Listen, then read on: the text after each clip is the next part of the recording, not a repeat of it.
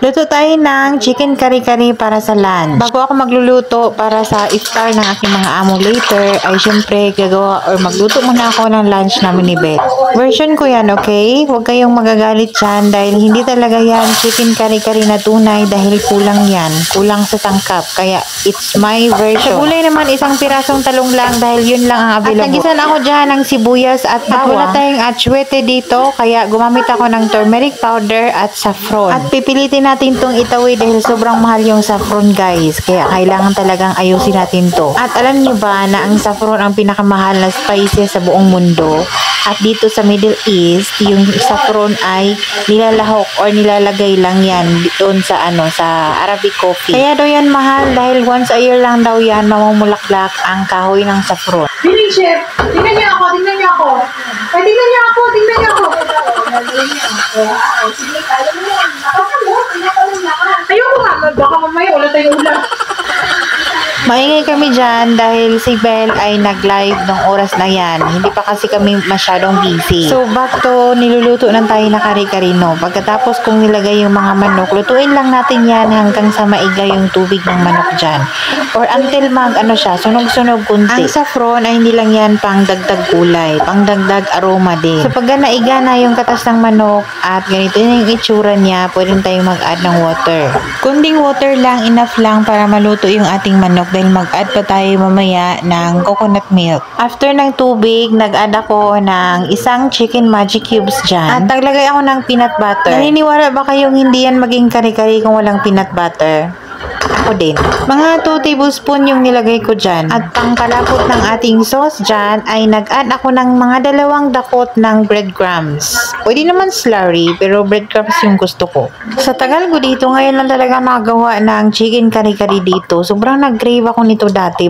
Bakit kaya ngayon ko lang yan naisip? By the way, mamaya pala ay merong bisita yung mga amo. So, meron kaming isang kasamahan dito na darating. Bukod sa tubig, nag-add ako ng isang can ng coconut milk. At naglagay ako ng crushed peanut dyan. Kunti lang dahil yun na lang talaga yung available. At nag-add pala ako ng black pepper. Sayang at wala akong pechay at sitaw. Pero okay na yan. Wala lang tayong magagawa. Pinakuluan ko lang yan until maluto na talaga yung manok. And then nag-add ako ng patis dahil nakulangan ako sa lasa. Isang buong manok ang niluto ko na dyan dahil mamaya nga ay meron kaming bisita. Isang nani din. Pilipina din yun. So bawasan namin to sa lunch namin ni Belle. And then magbigay ako sa aming taga-maniho dito. Yung driver namin. Tapos, makain din namin mamaya kasama namin yung bisita. At sobrang na-surprise ako sa lasa dahil sobrang sarap, guys. As in, sobrang yummy. Dahil sa wala tayong pag-green dyan, nag-add ako ng 2 chili green. At isa na nga lang yung ating gulay na nilagay dyan. Isang piraso pa talaga. Very konti. Pero okay na yan. Wala na tayong magagawa. Yun lang talaga yung available. So, for the kain, dahil ready na ang ating chicken kari-kari Raisa version. Naku, hanggang ngayon pa talaga ay na-feel ko talaga yung busog ko kanina dahil sobrang na-satisfied ako niya. Nakatatlong balik ako ng kanin. Nakatatlong rice. Ay, ang sobrang hirap magbawas ng timbang. Sobrang dali naman magpataba. Guys, paano ba yan? Paano kaya natin naumpisahan naman yung ating mga diet-dietan dito? So, yung talong dahil isang piraso lang yan. So, for the hati-hati kami. Nagbigay ako sa aming driver dito. Sarasa pa lang, kita nyo naman, sarasa pa lang, ulam na. Masarap pa sana talaga yan kung merong pechay. Tapos merong sitaw. Sobrang yummy. So, hindi naman talaga mawawala yung ating. Buti na lang meron pa kaming alamang galing sa Pilipinas. Shoutout pala sa nanay ni Belle. Maraming salamat sa alamang na pinadala. Kain! Sarap. Shoutout sa pamakay. Kain mga tao, kain. Chicken kare-kare.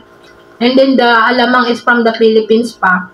Wala tayong wala tayong sitaw, wala tayong pechay. So, isang pirasong talong lang meron. Walang pechay, walang kahit ano. Konting gulay lang tayo. Pero kada best naman na itawid. Kare-kare pa rin to. Matatawid talaga to. Saffron yung lagay ko dito. Tagaling po ako, Miss Bian. Ayun pala ako nakakari-kari dito sa sa Saudi. Madam Risa, magtayo ka ng restaurant, Risa, may gift ka sa foods. Lunchy mga tao!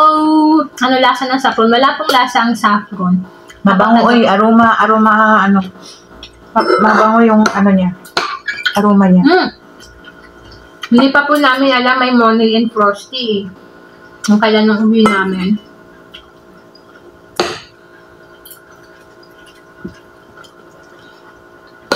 Okay po. Dito naman po kami sa Saudi. Shout out, Bryce. Ang sarap talaga. Parang 4 years na natin kinikrave ko. Kailangan daw isama kita. Ang sarap. Mga tao, kain.